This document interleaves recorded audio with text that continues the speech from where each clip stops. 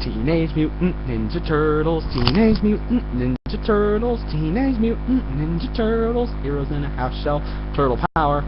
Okay, so as you probably guessed, my review today is going to be about the Teenage Mutant Ninja Turtles, specifically about the season finale that happened very recently of the 2012, the show that started last year in 2012, also known as tmnt 2012. Duh. I've been following the show not since it came out, but fairly closely since I saw it several months ago. I haven't seen every episode, but I've seen most of it, and I know the basic plot. I almost want to do a whole review section on all of the episodes, but that would take so much time, and I don't know if I want to sacrifice like other videos I want to do. So maybe just season 2, because I don't know if I could get it out before season 2. That would take a lot of time, and I don't have that kind of time.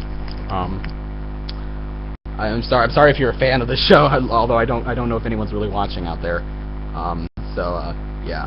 But anyway, Teenage Mutant Ninja Turtles, the season finale. I actually haven't seen it in a week, but I remember it more or less. This was the ending of the show. So basically, the plot's pretty simple. The Turtles have to go out and stop the Krang. The Krang are bringing the Technodrome.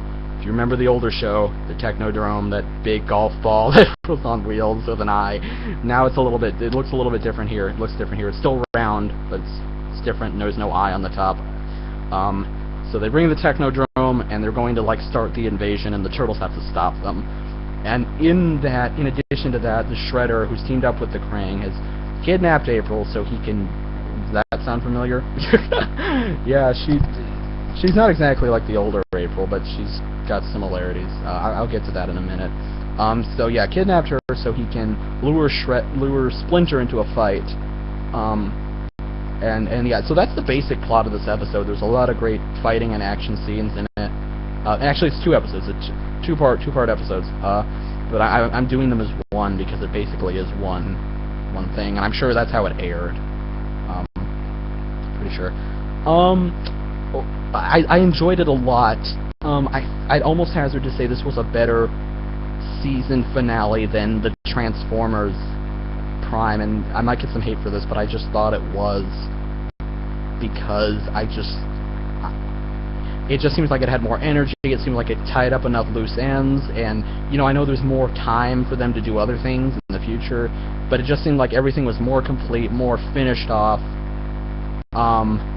than with another show, the other show, Transformers Prime, that was doing a series finale. Now granted, they're going to be doing it, that Predacons Rising or whatever that's going to be called, but still, it just felt more complete. I don't know why that was. But anyway, I'm sure my computer doesn't go out. Anyway, plot points. Turtles is always funny. They really shined here, and just did a great job.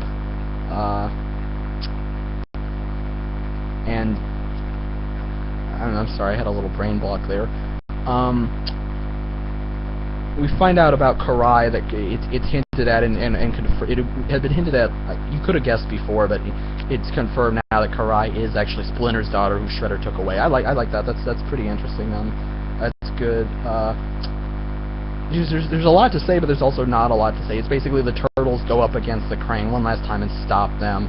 And it's interesting, the Turtles are fighting the Krang as the big finish-off. They're not fighting Shredder or his minion or the Foot Clan like you would think they would. Like that would be... Because the Shredder and the Foot Clan, although they've been a major threat, it's almost as if the Krang were the main villains and Shredder was sort of not a secondary concern, but it's like they had these 2 main villains. But the way it finishes off is the Turtles face against their main bad guy, the Krang, and Splinter faces off against his old nemesis, Shredder. And it's cool to see him do a lot of stuff. It was cool to see him be a badass for once, because we'd only seen that once before with Leatherhead. I don't know, I didn't see Eye Monster, so maybe there's something there, but it was cool to see him do that. It was cool to see those loose ends tied up, finally. Donnie and April, I actually like that whole thing. I like his whole little crush. I'm anxious to see what's going to happen when Casey Jones enters. I don't know if there'll be a love triangle. That might be a love triangle I'll actually accept. Usually I'm indifferent to love triangles, but I'd be interested to see that. I'd be very interested, or to see if it would ruin the friendship of Donnie and Casey, or Donnie and April. So I'd be very excited. I'd be very excited to see that. Very excited to see the older turtles in the show. Maybe they'll do like a Turtles Forever type thing. I don't know. We'll see. But yeah, it was a solid episode. It finished off everything. Could you end the series on it?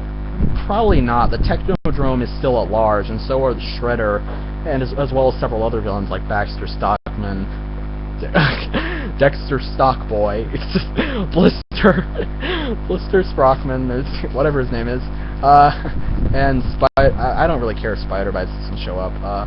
I do hope Bebop and Rocksteady come back. I don't know. I like the thought of a boar and a rhino with a machine gun. It's funny. It almost seems surreal. But yeah, I'm really hoping that happens. But it was a solid episode. It was entertaining. It was action-packed. There was a lot of great action. The stakes were high. The plot was solid. It was basically just Turtles go out and stomp the Krang, Splinter go out and stomp Shredder. Everything was finished. I liked it how they differentiated between the aliens and everything are the Turtles' enemies, but the Shredder is ultimately Splinter's nemesis. Now I hope they finish off against the Shredder in another season, but I enjoy this. It was a great season finale. I look forward to the continuing episodes. I think everything was pretty much done right.